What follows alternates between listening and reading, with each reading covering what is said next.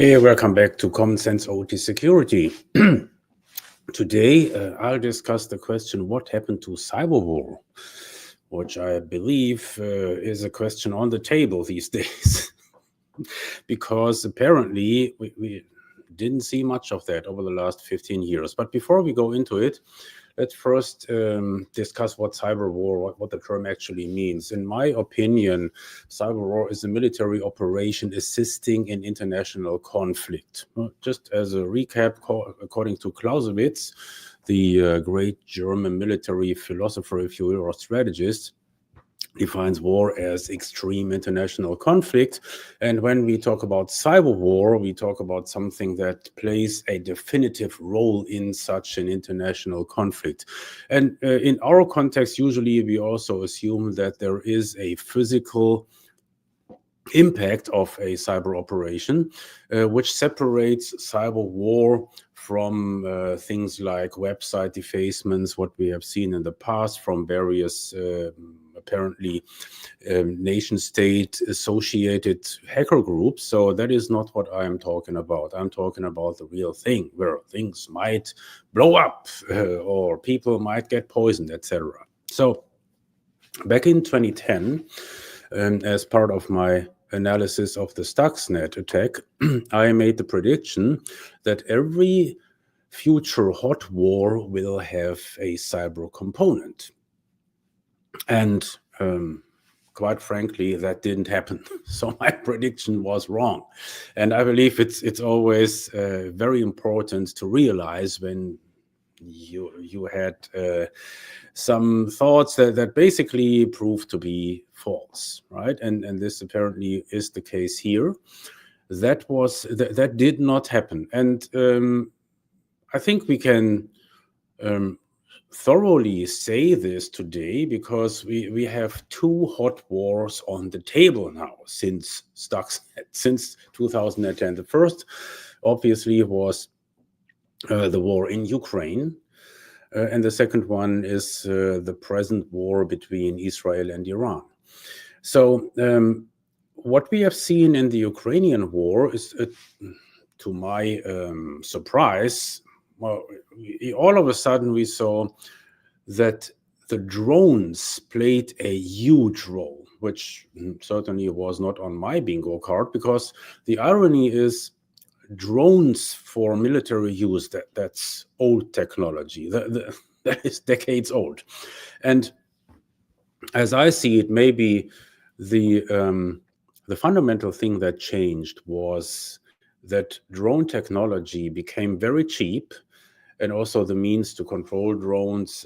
So that has become commonplace technology that might have resulted in this not really new type of attack became decisive in the ongoing war between Ukraine and Russia. So just as an example, think about the recent attack against the Russian bombers.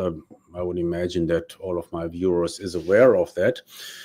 How would you have accomplished that with cyber? I mean, just look at those bombers. I would speculate that they're also a couple of decades old, probably don't use a lot of digital technology except for navigation, maybe. How would you have accomplished destroying a couple dozen of those bombers? That would have been a stretch using cyber, if it is at all possible. So that was a surprise. And also, if you consider that the warfighting actors in this case, so Ukraine and Russia, used to be at the top of those rankings when it comes to cyber war capabilities. Right, they were always high on the list. Russia with their intelligence service, and Ukraine, they are supposed to have decent cyber strike capabilities, and that certainly is also the case when we look at the present conflict between Israel and Iran. So let me ask you this: what happened to Israel's Team 8200? Are they on vacation? I mean, where do we see their action? We don't. And I think it's worthwhile pointing out, because that what we are presently seeing is where cyberwar basically started 2010 at the uranium enrichment program in Iran, right? So this is where it all started back in 2010. And the very same target, which obviously was not destroyed by Stuxnet, and if you have followed my work, I made the hypothesis, well, that wasn't even the objective of that cyber attack. But so that very same target is now attacked by conventional means, meaning bombs, kinetic warfare. And what does this tell us? I would speculate that apparently the cyber forces have come to the conclusion, well, sorry guys, doesn't work this time, because maybe Iran has gotten their act together and finally stepped up their cyber defensive game. and so therefore they don't even try. And I think this is really interesting, because presently we are looking at a scenario where the most important target is extremely difficult to take out by kinetic force. And certainly I'm talking about the Fordo enrichment site. So let's just quickly look at a map. In case you didn't know, this is in the middle here. You have the Natanz uranium enrichment facility, and then a little bit northwest you have Fordo. So and Fordo basically is the same layout as Natanz. So it also has a maybe a couple of thousand centrifuges running. And the big difference is that Fordo, from a geological perspective, is much more difficult to attack by kinetic force, because it's in the in mountains, like in very rocky mountains. It's buried deep underground, as you can also see here by the New York Times. Iran's best protected nuclear site is deep underground. And apparently the thinking is, the military thinking, well, this is now the top target. I mean, I would allege that presently operations at Natanz are pretty much halted. So I mean, you don't have to basically bomb the place to pieces in order to halt operations, because those centrifuges are very delicate when it comes to vibration. So you will maybe remember the vibration sensors that I pointed out in my video analysis of Stuxnet. And so you just need to create something like a small earthquake, and that would most likely destroy centrifuges, even though I would speculate that they will most likely have been shut off. So Iran will probably have halted operations at Natanz anyway, because they were anticipating such a strike that would destroy centrifuges. Okay, so but anyhow, so let's just assume Natanz is out of the equation. That leaves us with Fordo. And with Fordo, it's not going to be that easy when using kinetic force, which one could argue makes Fordo the prime target for a cyber attack, doesn't it? So just another couple of images. They're easy to find on Google. Very deep underground. So it would make the prime target for a cyber attack. As I see it, the only ways how you could take down Fordo by kinetic force would be either what is presently being discussed, obviously, or the Americans, they provide their huge bunker busters, okay? I see basically two alternative scenarios here. Second alternative would be Israel deploys a tactical nuke. Israel has nuclear weapons, and you can use a low-yield nuclear weapon and just blow Fordo to pieces. And then certainly they could also use ground forces. But all of these three options, they would come with a huge cost. And so the question that's on my mind is, if that is the case, if we assume those would be the only options, then why don't they take all their capabilities together and launch the final cyber strike against Fordo?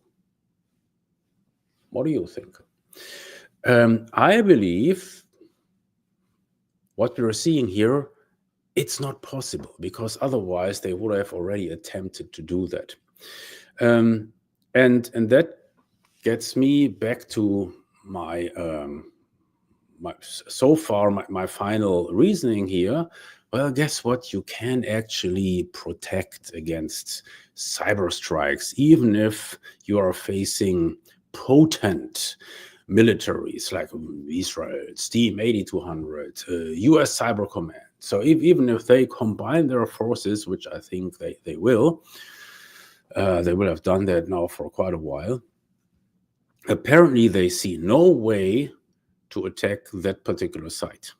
And I think that for us as defenders, that's good news, if you will, because that gives me hope that even if you're facing the most potent adversaries on the planet when it comes to cyber, well, you can actually protect your crown jewels fairly well. And so that is my takeaway here. And I think I'm in the same camp as Del Peterson here in this regard. So they, many years ago, that is from 8 years ago, did a talk at the S4 conference in Vienna when there used to be a European counterpart. And the title of his talk and his argument was "Defense will win." So you can easily check this video out on the S4 YouTube channel. Defense will win in ICS SCADA security. I strongly agree. I have also agreed at the time. It is actually possible to defend even against very potent nation-state adversaries, because and it's easier than if you think about IT style attacks. It's easier because what I call low entropy. Because of the physical process that you ultimately want to attack. You don't want to attack a SCADA system. You don't want to attack a PLC, an OT device. No, you want to attack a physical process. And that physical process has very strict characteristics. So that is where the low entropy comes in. You cannot do anything with, let's just say, uranium enrichment plant. You can do anything with a Windows PC and SAP running on there, for example. You can all of a sudden make little green frogs appear on the screen, but you can't do that in a uranium enrichment plant, right? So those centrifuges, there is only so much that you can do with them. And that low entropy means you can also protect against adverse scenarios reasonably well. And I think so for such a type of plant, well, you can probably create, I don't know, 5 or 6 scenarios from a threat modeling perspective that really had a chance to disrupt this thing and to blow it to pieces. And those are pretty much well researched. So, I mean, you have probably already read about what I had suggested earlier in my writings. Well, certainly you can try to create a situation in the whole cascade whereby ripple effects, etc. You just create those shock waves that blow the cascades or the centrifuges to pieces. The other scenario would be, and it's associated with the shock wave, you try to cut power abruptly. Well, unfortunately, that is something that also the guys at Natanz and Fordo know about. Right? So they have tried to protect against that apparently fairly well. And that only leaves us with bad options. However, my final thought that I would like to add here is we should not fool ourselves. So even if you totally bomb Fordo to pieces, this will not stop the Iranian nuclear program, because they master the technology and they will be able to create new enrichment sites thereafter. So you cannot stop that. And especially because Iran had found a way to achieve this this enrichment of uranium to weapons level grade using completely outdated technology, like cheap crap. And they had to because of sanctions, so they could not purchase the parts required for very sophisticated centrifuge rotors. So they ran with old aluminum tools. and they found a way, and you will, if you haven't checked that, so I would urge you to go back to my analysis to kill a centrifuge, because it's explained there what the critical component was. So that is where all the Siemens technology comes in, where you can where they build a protection system for the whole cascade that would allow them to operate even though their centrifuges were constantly failing because they were using shitty material. Okay, so but they master this technology, so there is no way that you could deny them this development in the future. But I mean, certainly you can bomb them over and over again, but obviously that's not what anybody wants. So therefore, this is one thing that I find surprising, that some in the media seem to suggest, well, now if we only bomb Fordo, then we got rid of this particular threat. And I don't see this as a credible argument. So you will be able to delay this process for another couple of years. And the irony is that is basically, according to my analysis, what the ultimate goal of Stuxnet was. It was the attackers must have known, well, we will not be able to actually halt the whole thing forever, but it would be worthwhile to throw some sand in the gear so that we can delay this process, and in the meantime try to figure something out using diplomatic means, as an example. And now, 15 years later, we are at this point where it seems to be that the Israelis were convinced, no, we are too close. It might only have been a couple of days, and I find that argument credible, because from what I know, Iran had a stockpile just recently of 60% enriched uranium, so that's already high. That's HEU, high enriched uranium. So for weapons grade, you need 90 or 95%.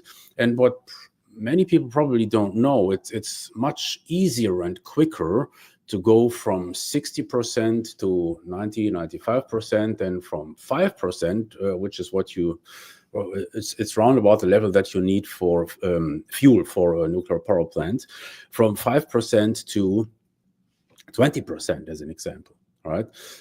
So that, for me, that seems to be a credible argument. And also, for me, it never made sense when Iran claimed, no, we are not interested in developing a nuclear weapon, because then what do you need that high enriched uranium for?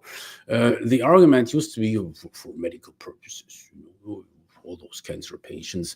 And I mean, I don't see that as a really striking argument, because I would allege that you can treat all the cancer patients in the world with highly enriched uranium that they already had years ago. 20% is usually what you put in those medical devices. And so apparently they were really shortly before reaching that goal, contrary to their public statements. Now, where does this leave us with? Certainly, I'm not a political commentator. My opinion doesn't matter. The only thing that I would like to point out here for my audience is apparently cyber war didn't take place. And you may remember that book by Thomas Reid, cyber war will not take place. So guess what? Thomas, after all, was right. And back in the days, I told him, well, you are wrong in so many respects. And I still maintain this opinion because I think Thomas arrived at his conclusion for the wrong reasons. But still, he made a correct prediction, and he certainly deserves applause for that. Whereas I was obviously wrong so far. I mean, 15 years, we didn't see any cyber war, especially not even in hot conflicts. So that surprised me. And I believe that should also change our perspective as OT security professionals, how we think about the greater aspects of what we're doing here, the implications, etc.